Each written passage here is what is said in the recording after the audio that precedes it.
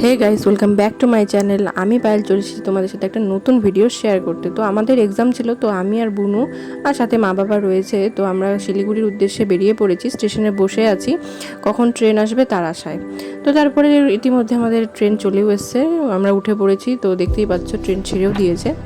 তো আমরা এখানে উঠে বসে আছি। তো আমরা রওনা দিলাম। তো মাঝখানে আর ভিডিও করা হয়নি। তো আমরা এখানে শিলিগুড়ি পৌঁছে গেছি। তো এখানে আসার কথা ছিল আমার, এখানে যেহেতু মাসির বাড়ি আছে, তো মাসির ছেলে মানে আমার দাদার আসার কথা ছিল। তো ও আমাদের রিসিভ করতে চলে এসছে। তো তারপরে আমরা ওর গাড়িতে উঠে পড়লাম। জায়গাটা মানে আমার মাসির বাড়ি একটু শিলিগুড়ি থেকে একটু দূরে, মানে 30 মিনিট মতো একটু দূরেই আছে। তো যাই হোক, তো আমাদের নিতে আসছিল, তো আমরা ওর সাথে যাচ্ছি। তো আমাদের এখানে নিয়ে যাচ্ছিলো, প্লাস এগুলো আমাদের সাইডের রাস্তাঘাট প্লাস এই দোকান টোকান বাজার ও চেনাতে চেনাতে নিয়ে যাচ্ছিলো। বলছিল যে এই যে বুনু দেখ, এটা আমাদের এখানে বাজার। তো তারপরে ওই সাইডে দেখালো যে ওই সাইডে মানে ওখানে ভিডিও করা হয়নি, তোমার ওই নেপালের বর্ডার ছিল। তো যাই হোক, আর এটা মনে হয় বলেছিল যে মেচি নদীর ব্রিজ ছিল, তার এটা ছিল ওদের ওখানকার বাজার। তো তো এখানে চলে আসলাম বাজারে। তো এখন ফার্স্ট আমরা যাব বাজারে, একটু কিছু জিনিস নেবার আছে। তো আগে কিছু জিনিস নিব, তারপরে যাব ওদের বাড়িতে। তো আমি এখানে বসে রয়েছি, বাবা মা গেছে বাজার করতে। তো এটা পরের দিন সকালের, মানে সকালবেলাটাও ঠিক মানে ভোরবেলা বলে যেতে পারে। আমি 5:30টায় উঠে গেছি। উঠে আমি স্নান-টানও করে নিয়েছিলাম। তো এখানে চা বিস্কুট খেয়ে বেরিয়ে পড়লাম। তো দাদা বললো যে আমি তোদের সেন্টারে দিয়ে আসবো।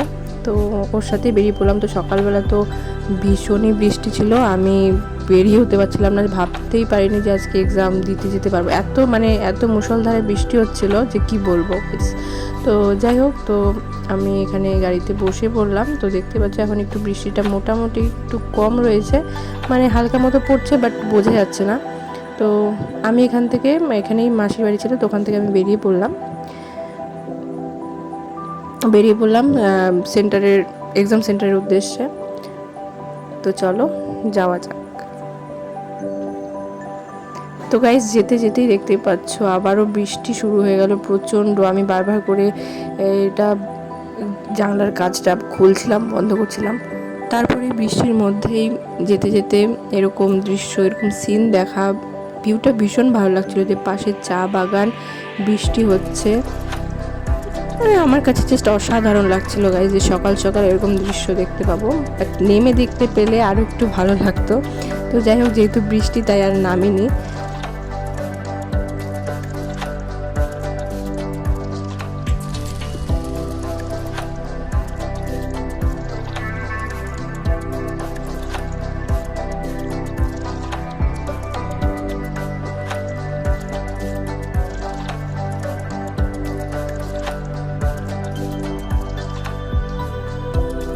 আর যাই হোক, আমার এখানকার মানে সিনটা ভীষণই ভালো লাগছিল, যে বৃষ্টির মধ্যে এরকম চা বাগান দেখতে দেখতে এক্সাম দিতে যাওয়ার, মানে জাস্ট অসাম। আর এটাই মনে হয় মেচি নদীটা নাকি, তো আমি ঠিক সঠিক জানি না। তো এখানে সাইডে ব্রিজের কাজ চলছিল, আর নদীর জলটা খুব একটা নেই দেখলাম। তো যাই হোক, চলো যাওয়া যাক।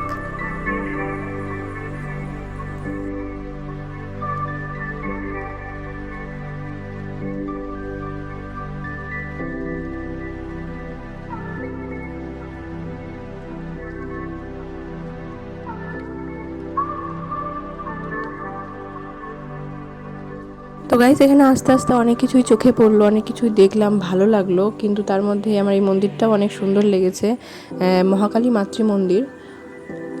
দেখতেই পাচ্ছ, আমার খুব ভালো লেগেছে। কিন্তু মন্দিরটা এখনও খোলেনি, যেহেতু সকাল এখন 9টা বাজে।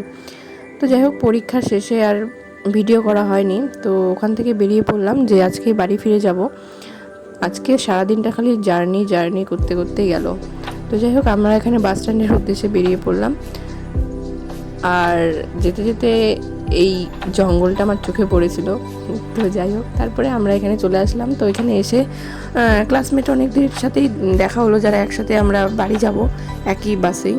তো এখানে একসাথে গল্প টল্প করলাম, তো সাইডটা একটু ঘুরতে আসলাম, ভাবলাম যে বাজারটাও একটু ঘুরে টুরে যায়। আর এটা ছিল এখানকার রেল স্টেশন, এই যে দেখতে পাচ্ছ শিলিগুড়ি জাংশন, এই যে। তো তারপরে আমরা এখানে ঘুরতে আসলাম, প্লাস কিছু ছবি তুলতে আসলাম। তো ভাবলাম যে একটু ছবি তোলা যাক, যেহেতু এসছি। আর ভাবছিলাম যে এখানে কিছু একটা দিন থেকে একটু ঘুরতে টুরতে যাবো, কিন্তু ঘোরা আর হলো না। প্রচণ্ড গরম ছিল আর ভালো লাগছিল না, মনে হচ্ছিলো যে বাড়িতেই চলে যাই, ওটাই বোধহয় বেটার হবে। তো আমরা তাই বেরিয়ে এসেছি, একবারে চলে যাবো। তো ওই সাইডটা একটু ঘুরে নিচ্ছিলাম। তো চলো একটু সাইডটা ঘুরিয়ে তোমাদেরও দেখানো যাক।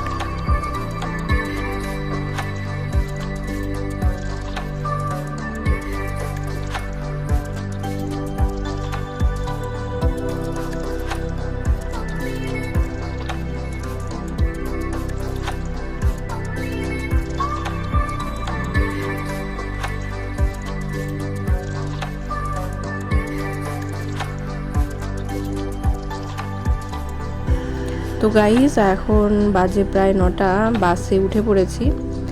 বাস ইতিমধ্যে ছেড়েও দিয়েছে। তো এখন বেরিয়ে পড়লাম, বাড়িতে যাব, সেই মজা। এই নাইট বাসে আমার সেরকম ওঠা হয়নি কোনো দিনও, তো এই ফার্স্ট টাইমই আমি যদিও জার্নি করছি, কিন্তু এই ফার্স্ট টাইম জার্নিতেও আমার একটা ভালোই অভিজ্ঞতা হলো।